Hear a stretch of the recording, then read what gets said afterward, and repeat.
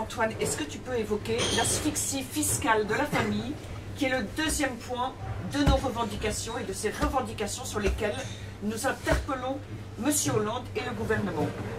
Oui, c'est un point très important parce qu'il est à la fois symbolique et profondément réel. Des études sont en cours pour montrer l'appauvrissement qui résultera pour les familles des classes moyennes de toutes les mesures qui sont envisagées.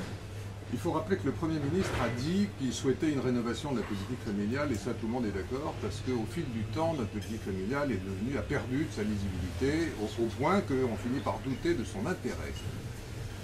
Le problème, c'est que ce qu'on constate à travers à la fois les discussions sur le plan de financement de la sécurité sociale et sur le budget, c'est que toute occasion semble bonne pour grignoter cette politique familiale, accentuer son illisibilité et la détourner au profit de mesures d'ordre social.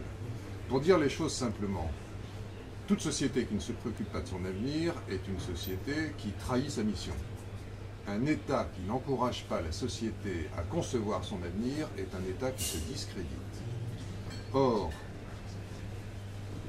c'est en ce sens qu'on doit comprendre les mesures économiques d'accompagnement de la vie de la famille comme un investissement sur les enfants, un investissement sur l'avenir. Alors que la politique sociale, qui est faite pour compenser les difficultés momentanées, elle doit être prise sur le budget courant, c'est bien naturel. La politique familiale, elle est un investissement. C'est un ancien Premier ministre socialiste, Laurent Fabius, aujourd'hui ministre des Affaires étrangères, qui a dit que ce n'est pas au moment où on a des difficultés budgétaires qu'il faut réduire la voilure sur les investissements. Il y a donc une trahison de la pensée sociale et familiale de la gauche et de la France tout ensemble dans le fait de réduire les mesures d'investissement sur l'avenir et pour nos enfants. La seule condition qu'on pourrait imaginer, et on comprend bien les contraintes budgétaires compte tenu des dépenses ahurissantes dans lesquelles les États successifs, les dirigeants successifs de l'État nous ont plombés. La seule condition qu'on pourrait comprendre pour une diminution de la politique familiale, ce serait en faveur de l'emploi. Car il faut répéter que la première mesure de politique familiale, c'est l'emploi. Il y a plus de dignité à une famille, à des parents, à élever leurs enfants du fruit de leur travail que du fruit de l'allocation. On pourrait donc imaginer une réduction de l'investissement familial au profit de l'investissement sur l'emploi. Et ça n'est pas ce qu'on voit, c'est donc contre cette incompréhension totale, au fond, de la façon dont il faut conduire nos affaires, que naturellement le peuple se révolte, et se révolte avec une colère qui grandit à mesure qu'il découvre les conséquences de décisions malsaines. Alors, plus précisément, un certain nombre de points retiennent l'attention de la Manif pour tous sur ce matraquage fiscal. Nous demandons donc au gouvernement de revenir sur le plafonnement du quotient familial, de renoncer à la suppression de la demi-part fiscale prévue pour tout parent ayant élevé seul un enfant, de renoncer à la fiscalisation des majorations de pension pour avoir élevé 3 enfants ou plus. Nous lui demandons aussi, parce que ce sont des sujets qui pèsent très lourd sur les budgets familles, de tenir son engagement sur la baisse de la TVA sur les produits de consommation courante, de ne pas augmenter la TVA sur les transports,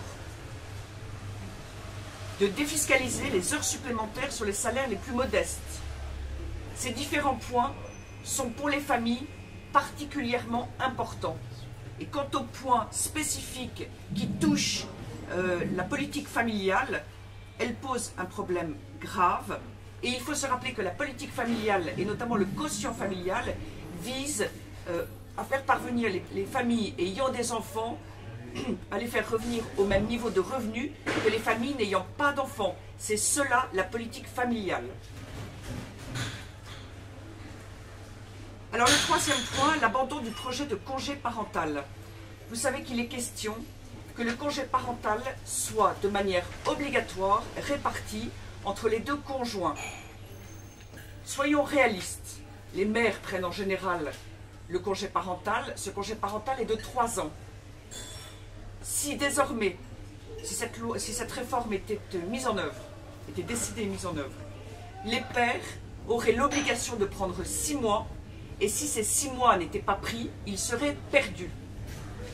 On imagine, outre le fait que c'est absolument liberticide, On ne laisse plus le choix aux parents, on s'immisce dans la vie privée des couples et dans le contexte professionnel actuel, on va créer une inégalité entre les pères qui auront ces 6 mois obligatoires à prendre et qui vont se trouver aux difficultés par rapport aux hommes qui n'auront pas de congé parental à prendre. Premier point. Deuxième point, c'est irréaliste, les hommes seront en difficulté pour le prendre. Cela conduira inéluctablement à réduire le congé parental et à mettre les familles, et d'abord les plus modestes, en grande difficulté, puisqu'on sait la difficulté à faire garder des enfants. À 2 ans et demi, il n'y aura plus de place en crèche, il y a un manque énorme, et ce ne sera pas encore l'âge de l'école. Que feront les parents? Que feront les parents? Qu'est-ce que vient faire ce projet de réforme qui s'impose de manière obligatoire aux couples? Laissons le choix. Laissons le choix. La manif pour tous et pour la liberté, et notamment sur ce sujet-là.